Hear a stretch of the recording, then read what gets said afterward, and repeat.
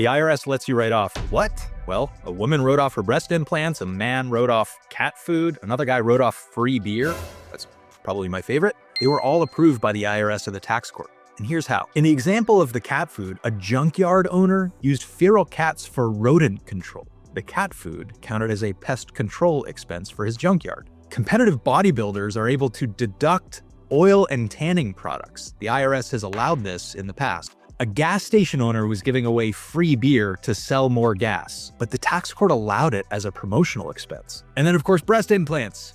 The exotic dancer Chesty Love got 56 FF implants. Okay, so how was a woman able to write off her breast implants? There's a big distinction between personal expenses and actual business expenses. And in this case, the IRS said, hey, these are breast implants. This is about your personal experience. It's basically like a haircut or getting a tan or working out. They're things that you would do for personal reasons anyway. But the implants were so large and they actually caused such significant medical issues for the taxpayer that the court allowed her to take the deduction because there was no legitimate personal reason why she would have had such large implants put in.